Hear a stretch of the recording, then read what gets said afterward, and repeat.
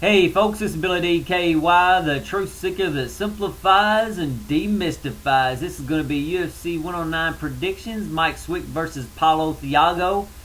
Big picture, I see Paulo Thiago weathering the early storm of Mike Swick and then either beating him with a knockout or a submission on the ground.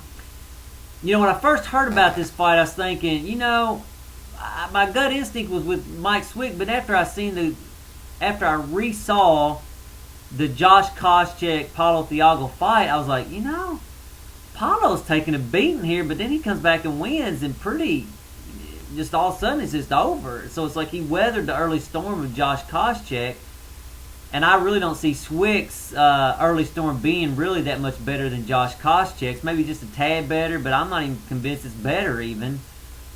And I think Mike Swick's a very intuitive, very quick guy, and I think he's a little bit in love with being quick. And Paulo Thiago's really a methodical kind of guy, and based on what I heard from the countdown sort of stuff on UFC.com, it sounds like Thiago's getting stronger, and it sounds like he's a learning guy.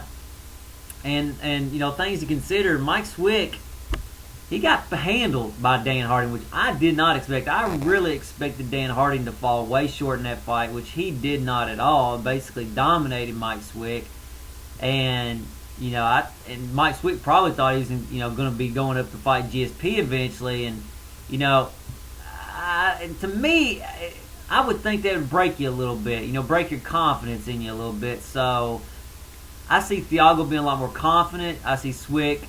I'm sure he's going to put on a good facade of confidence, but I really just don't see him as being as confident as Thiago. I think Thiago's going to have the confidence he can weather through that storm.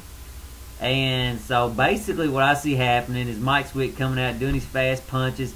He may hurt Thiago a little bit, just like Josh Koscheck did, but I see Thiago maybe catching him with a good punch when he don't expect it and could knock him out. And I could also see it, after Thiago hits Swick, and maybe he'll take him to ground and submit him. So really, I'm going to give the slight advantage to Paulo Thiago.